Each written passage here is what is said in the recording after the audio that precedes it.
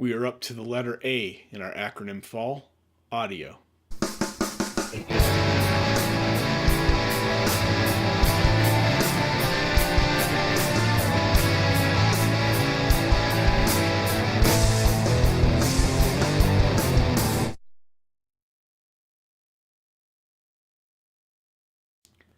I've heard it said that audio is 50% of your film production quality. So with that being said, that means that audio is extremely important.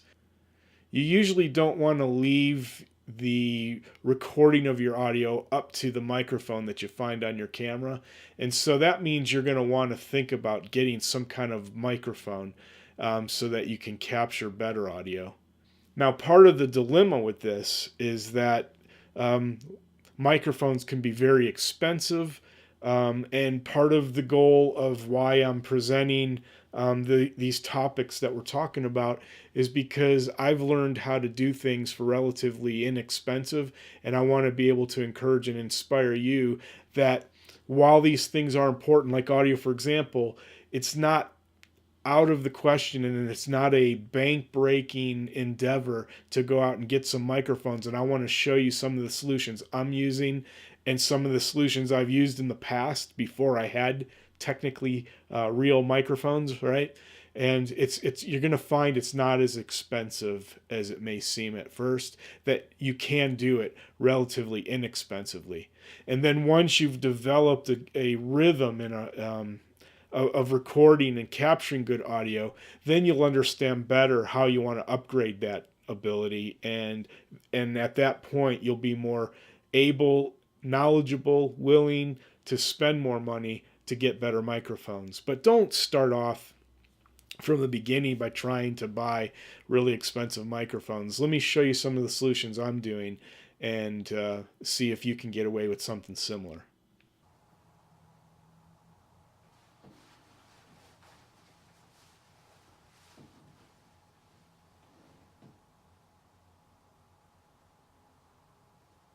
Hello?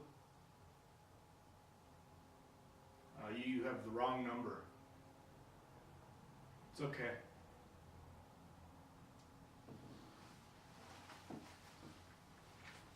So were you able to pick out why that audio was really bad?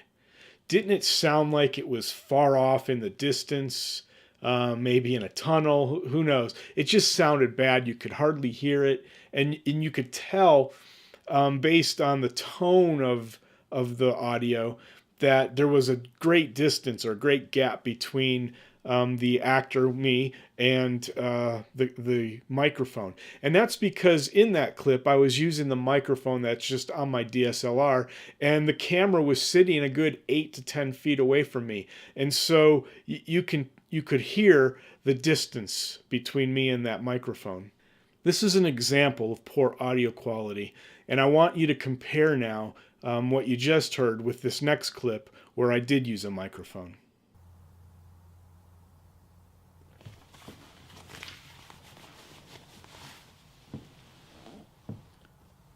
Hello? You have the wrong number.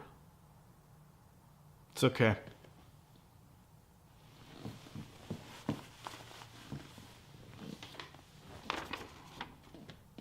So wow, what a difference. I'm sure you could hear it. You know, one sounded like it was way off in the distance and the other sounded very bright and vibrant. The camera was still 8 to 10 feet away, but I wasn't using the microphone on the camera anymore. I was using a microphone that was literally 14 inches away from my mouth. I get pretty amazed with how close I'm able to put the mic and keep it out of camera. But sometimes, depending on the type of shot you're doing, especially if you're pulled back away from your subject, maybe they're in a dialogue with another person and you're showing both people in their environment, right? And so you're pulled farther back. It's harder to sneak a microphone in there to capture the audio. Sometimes you can place it, behind a prop, and you'll figure out ways to get that microphone in as close as you can to your sound source to capture the best audio. But in the case where you're unable to, there's other techniques, and we'll talk about those in upcoming modules. I want to show you some of the techniques I employ as I capture my audio sound source, and they're actually constantly changing. I just recently did an upgrade to my whole audio capturing system. But I want to just show you a few things, and we'll start with my most expensive mic first. I don't have very expensive mics. The most expensive one I have comes in at under $200, and that's my Rode video mic. Okay, so this is my Rode microphone, as you can see. Of all the mic choices I have personally, this is my most used and also my most expensive. I picked this mic up along with this stand and this cable that's wrapped around that stand. I picked that up for just under $200. Now Rode makes a whole lineup of various kind of microphones for all kinds of applications, from film to music, etc. This one here takes a 9-volt battery that just goes in that compartment right there, and then the on-off switch is back over here. Okay, this red unit here, this is called a Rycote system, I believe is how you pronounce it, and basically this is a shock absorber. So if I push like that, you can see how that bounces up and down. When this piece here, this whole, it's really all one piece. And when this is mounted on the end of a mic boom pole and the boom operator is moving, that system there prevents, it absorbs the movement of the microphone as it's being moved along with the boom pole, and so it keeps it from making noise.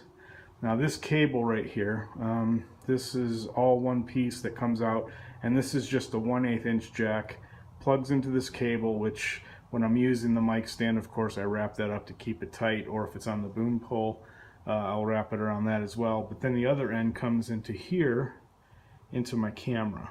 Okay, so there's a microphone input on the camera itself. All right, now you can see this display here, and you can hear me talking because I actually have that mic turned on and it's recording me.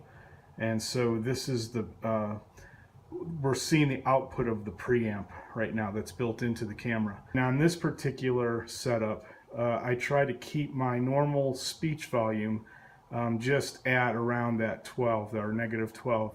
If it goes beyond that, it's not so bad, but what you don't want is this. Hello! See how that turned red there? You definitely don't want to do that, because that's called clipping, and when it clips, you're going to hear, in the audio, you're going to hear distortion and buzzing and stuff like that. And so keeping just the normal volume or pickup of the volume at -12 dB makes it so that you get good audio recording, you get a good signal, and you don't get the clipping issue. Camera's rolling. Action in 3, 2, 1. Hey, I don't see the terror duo. They're over there. They changed spots. Okay. Hey, Maggie! Just ignore her.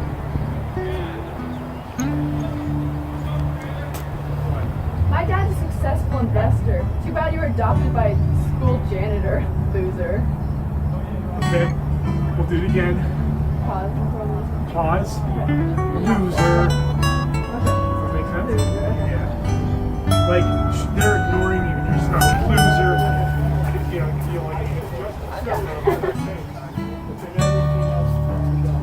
action in 3, 2, 1. Hey, so I heard that Nick is asking Mac to dance. What? Stop! Alright, let's see.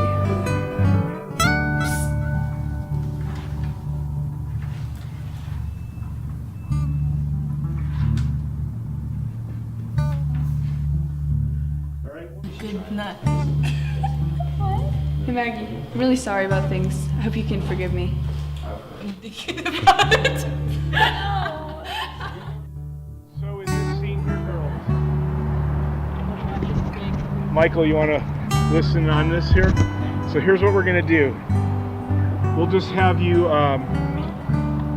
we'll have you get out of the car just so we get the noise of the door closing and all that stuff, okay? You'll walk up just like he did. As he's walking up, and you'll be able to look at through the mirror, you'll see him coming. then just go ahead and put your window down. And I'm going to stand off over here, and I'm just going to film that window coming down. Okay, we'll go ahead and we'll do all that, okay? And I know it might not be good the first time through or whatever. We're going to do a few takes, so it usually gets better as we go, okay? So, yeah, you great question. So you can be like, oh, brother, you know? Yeah. Good job. It'll be just one more time, so that was good, you guys.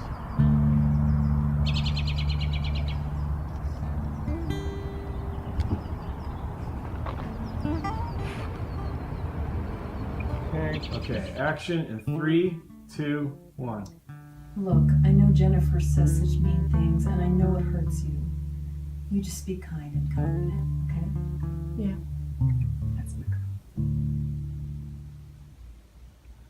Don't look at the camera. That was a behind the scenes look at one of my films called Loser. I showed you that behind the scenes so you could see that that Rode mic in use. And we used it exclusively and for the entire film.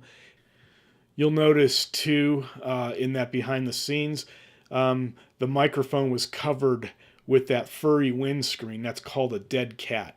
And that thing is awesome when you're shooting outside because it really shields that mic from the wind. I've taken that microphone, that Rode mic, and the windscreen, the dead cat. I've taken that out in my backyard in windstorms just to experiment with it, and it's amazing how well that thing shields the mic from the wind, and that's really important. When you're shooting indoors, it's not quite as important, but you know, you'll use some kind of windscreen usually on your mic anyways, but you don't really need the dead cat inside. But for outside, it's critical that you have one because you may be in the middle of a great take with your actors and everything's just happening, right?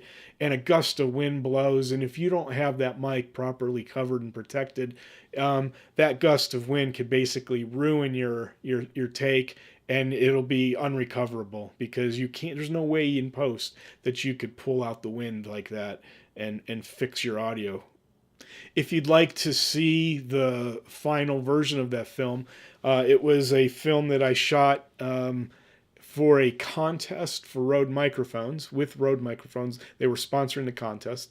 And there is a link in the description of this video, and you can click on that and go see the film. It's only a 3-minute long film, so please go have a look.